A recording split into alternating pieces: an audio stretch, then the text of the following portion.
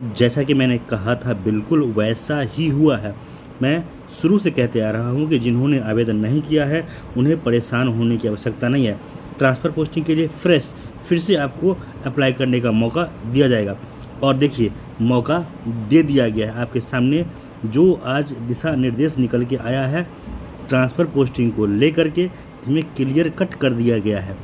मैं आपको पूरा पत्र दिखाने जा रहा हूँ, लेकिन पहले आप ये देखिए कि मेरे द्वारा दिया गया जो खबर था कितना सही था, सटीक था। ये खबर आपको मुझसे पहले पूरे यूट्यूब पे कहीं किसी ने नहीं बताया होगा कि जिन्होंने आवेदन नहीं किया उन्हें आवेदन का मौका मिलेगा। सिर्फ मैं ही हूँ जो पहले से स्टार्टिंग से ये कहता आ रहा हूँ कि अगर आपने अप्लाई नहीं किया है परेशान ना हो, आपको अप्लाई का मौका मिलेगा। कहा गया देखिए, साथ ही नए शिक्षक को भी आवेदन दे सकेंगे। क्या है पूरी खबर, आइए एक एक करके हम लोग शुरू से देखते हैं। देखिए आज यानी कि 23 तारीख को ये जो दिशा निर्देश है, कह लीजिए मार्गदर्शिका है, जो कि जारी किया गया है ट्रांसफ़र पोस्टिंग को लेकर। बहुत अहम जानकारियां हैं ये। कब तक आपका स्कूल अलॉट हो जाएगा, कब तक आपको ज्वाइन कर लेना है। 1,90,000 लोगों ने जो अप्लाई किया था उसमें से 1,30,000 जो लोग हैं उनका ही ट्रांसफ़र अभी किया गया है। बाकी लोग का क्या होगा ये भी जानकारी आपको इस वीडियो में मिलेगी। बाकी अब जो प्रक्रिया बच गया है वो कब तक और किस तरह से पूरा किया जाएगा ये जानकारी भी आपको इस वीडियो में मिलेगी। बहुत ही काम का और बहुत ही जानकारी से भरा वीडियो होने वाला है। आप लोगों से निवेदन है कि वीडियो को आखिरी तक ज़रूर देखिएगा। बहुत ही काम की जानकारियाँ इसमें है।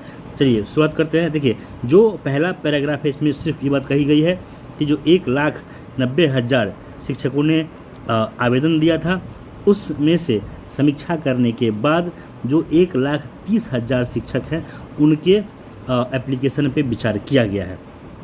जो लोग बच गए हैं उनका क्या होगा तो उनके लिए आगे नीचे बताया गया, लेकिन मैं आपको यहीं पे बता दूं ताकि वीडियो ज़्यादा लंबा ना करना पड़े। देखिए जिनका आवेदन स्वीकार नहीं हुआ है, जिनका ट्रांसफ़र नहीं किया गया है, उनके लिए अभी एक तरह से कहिए तो 3 ऑप्शन मिलेंगे उनको।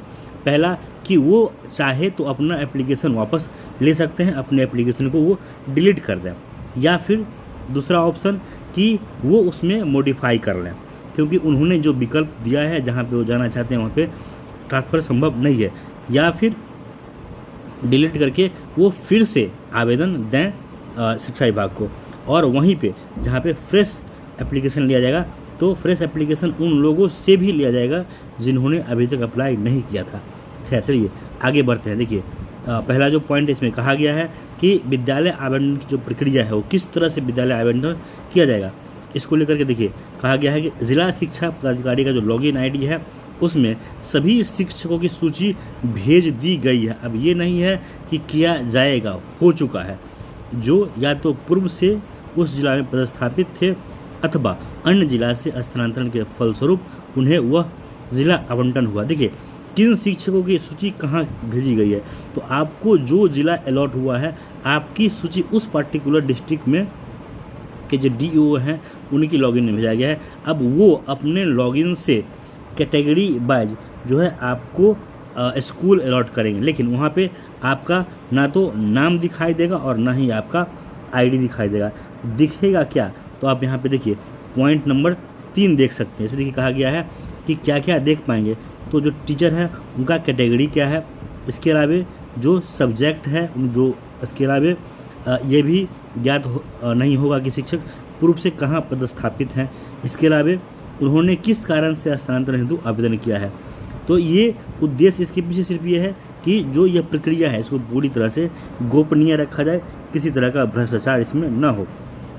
आगे देखिए इसमें कहा गया है कि इसके बाद क्या करना होगा कि इनको प्रोसीड पे क्लिक करना है और जो इन्होंने 10 विकल्प दिया है उसमें से जहाँ भी रिक्ति है वहाँ पे इनको स्कूल अलॉट कर देना है। अगर 10 में से किसी भी जगह पे स्कूल रिक्ति नहीं है तो फिर उसके आसपास के पंचायत में इनको स्कूल अलॉट कर देना है। आगे देखिए 5वें पॉइंट में कहा गया है कि जो कहा गया कि प्रथम शिक्षक के आवेदन के, इसमें ये नहीं है कि डीओ साहब किसी का करेंगे किसी का छोड़ देंगे, किसी को स्किप नहीं कर सकते। जितना भी डिटेल इनके पास भेजा गया है 1,30,000 का, सबों का स्कूल इनको अलॉट करना ही करना है। क्रमवार अगर एक का स्कूल ये अलॉट करेंगे तभी दूसरे का इनके पास ऑप्शन आएगा। इसमें किसी को स्किप करने का, एक तरह से कहीं तो भ्रष्टाचार को रोकने का ये बहुत बड़ा तरीका अपनाया गया है, ताकि किसी भी तरह का इसमें कह लीजिए तो उगाही या लेन देन ना हो, कोई भी पैरवी ना चलेगा। ऐसा ना हो कि जिनका नाम ऊपर है उनको छोड़ करके जिनका नाम नीचे है उनका आप कर देंगे, ऐसा नहीं हो पाएगा। एक सूची के हिसाब से क्रमवार या विद्यालय आवंटन कर पाएंगे। आगे देखिए 6ठा पॉइंट में कहा गया है कि प्रक्रिया बारी बारी सभी आवेदनों के लिए दिए गए विकल्प के आलोक में विद्यालय आवंटन की कार्रवाई डीईओ द्वारा की जाएगी। 7वें पॉइंट में कहा गया है कि जो डीईओ हैं द्वारा विद्यालय आवंटन के उपरांत जो संपूर्ण सूची है वो प्राथमिक शिक्षा निदेशक के लॉगिन आईडी में जाएगा और फिर ये उसको वहाँ से अप्रूव करेंगे, तब जा करके जो संबंधित शिक्षक हैं उनके ई शिक्षा कोष में ये एक तरह से कहिए तो शो हो जाएगा। वहाँ पर जाके आप देख पाएंगे कि आपके पास आपको कौन सा जो विद्यालय है वो अलॉट हुआ है, और इसके बाद इसको एक तरह से इस पर जो डीईओ साहब है उनका हस्ताक्षर करके इसको अपलोड कर दिया जाएगा। इसके बाद देखिए ये भी कहा गया है कि ई शिक्षा कोष पर संबंधित शिक्षक या फिर जो प्रधानाध्यापक हैं अथा या फिर जो संबंधित जिला शिक्षा पदाधिकारी है, ये उनके सबों के लॉगिन आईडी में ये शो होगा। सबसे बड़ी बात कि ये कार्रवाई जो है 15 जून तक पूरी कर ली जाएगी।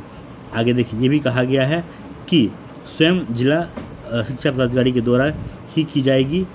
ये जो कार्रवाई है ये उनको ही डीईओ साहब को ही करना है। आगे देखिए कहा गया है कि सभी संबंधित शिक्षक अपने लॉगिन में उपलब्ध स्थानांतरण पदस्थापन आदेश के आलोक में नव पदस्थापित विद्यालय में दिनांक 23 से 30 तक योगदान देना सुनिश्चित करेंगे।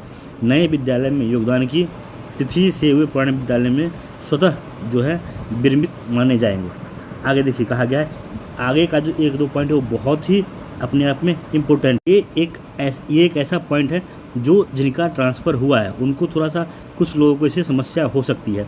इसमें कहा गया है कि जिनका भी ट्रांसफ़र हो जाएगा उनके पास नो इफ़ नो बट का ऑप्शन बचेगा, उन्हें वहाँ जाना ही होगा। अगर वो इससे संतुष्ट नहीं है तो भी जो स्कूल उन्हें अलॉट होगा वहाँ ज्वाइन करने के बाद ही उस जिला के जिला शिक्षा पदाधिकारी को वो आवेदन दे सकते हैं और अपनी जो असंतुष्टि है उसको जाहिर कर सकते हैं। तो ये अपने आप में बहुत सारे लोग, आप लोगों में से बहुत सारे लोग कमेंट भी कर रहे थे, पूछ भी रहे थे कि अगर ट्रांसफ़र हो गया और हम वहाँ जाना नहीं चाहते हैं तो क्या करना होगा। तो देखिए पहली बार इसको लेकर के खुल के कहा गया है कि आपके पास कोई चॉइस नहीं है, आपको वहाँ जाना ही होगा। इसके अलावा जो पॉइंट नंबर 16 है इसको लेकर मैंने आपको पहले ही बता दिया कि जिनका लिस्ट में नाम नहीं है उनको लेकर के जो बातें कही गई है कि वो चाहे तो अपना एप्लीकेशन डिलीट कर लें या फिर उसको एडिट कर लें या फिर वो फिर से अप्लाई कर सकते हैं। और वहीं पे ये भी कहा गया है इसमें कि आप चाहें तो पॉइंट नंबर 16 को अच्छे से एक बार पढ़ सकते हैं, बहुत ही महत्वपूर्ण बातें इसमें है। कहा गया है कि साथ ही साथ नए शिक्षक भी अपना आवेदन दे सकते हैं, यानी कि जो नए ज्वाइन हुए हैं वो भी, इसके अलावा जिन लोगों ने अभी तक अप्लाई नहीं किया है वो भी इसमें आवेदन दे सकते हैं। इन सभी आवेदनों पर द्वितीय चरण में ज़िलों में रिक्ति की उपलब्धता एवं छात्र शिक्षक अनुपात के आधार पर विचार किया जाएगा। एक देखिए बहुत बड़ी बात कही गई है यहाँ पे कि अगर आप चाहते हैं कि जल्दी से जल्दी में ट्रांसफ़र हो जाए तो ये कुछ ज़िला का नाम दिया गया है। इन ज़िलों में अगर आप आवेदन करते हैं तो आसानी से आपका ट्रांसफ़र हो सकता है। क्यों? क्योंकि इन ज़िलों में शिक्षकों की भारी कमी है। तो देखिए आपको मोटे तौर पे 2-3 बातें समझ में आ गया होगा। एक बार मैं इसको आपके लिए समराइज़ कर दूं कि प्रक्रिया पूरा पारदर्शी रहेगा।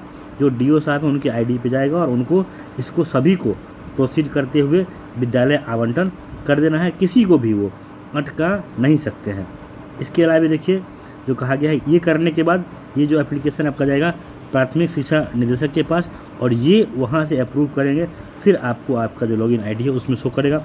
तीसरी महत्वपूर्ण बात, यह जो काम है 15 जून तक ख़त्म कर लिया जाएगा। इसके अलावा 23 जून से लेकर 30 जून तक आपको विद्यालय में योगदान कर देना है, यानी गर्मी छुट्टी के बाद स्कूल खुलेगा और योगदान का जो प्रक्रिया है वो शुरू हो जाएगा। इसके बाद जो आपका ट्रांसफ़र हुआ है इसमें अगर आपको स्कूल अलॉट हो गया है तो आपको वहाँ जाना ही होगा, आपके पास और कोई चॉइस नहीं बचता है। इसमें 1,30,000 में से जिनका एक तरह से कह लीजिए अभी तक ट्रांसफ़र नहीं हुआ है उनके पास 3 ऑप्शन है कि वो एप्लीकेशन वापस ले लें या उसको मॉडिफाई करें या फिर वो फिर से अप्लाई कर सकते हैं। जल्दबाजी में ट्रांसफ़र चाहिए तो इन ज़िलों में आप अप्लाई कर सकते हैं। उम्मीद करता हूँ कि आपको हर एक बात समझ में आ गया होगा और कहीं ना कहीं आपको जो बातें मैं बताता हूँ उस पर आपको ट्रस्ट होना चाहिए, क्योंकि सिर्फ मैं ही हूँ जिसने पहले बार आपको बताया था कि अगर आपने अप्लाई नहीं किया है तो आपको अधीर नहीं होना चाहिए, फिर से आपको अप्लाई का मौका मिलेगा। और देखिए आज ऑफिशियली यह जो लेटर निकला इसमें साफ कर दिया गया है कि जिन लोगों ने आवेदन नहीं दिया है उन्हें फिर से मौका दिया जाएगा।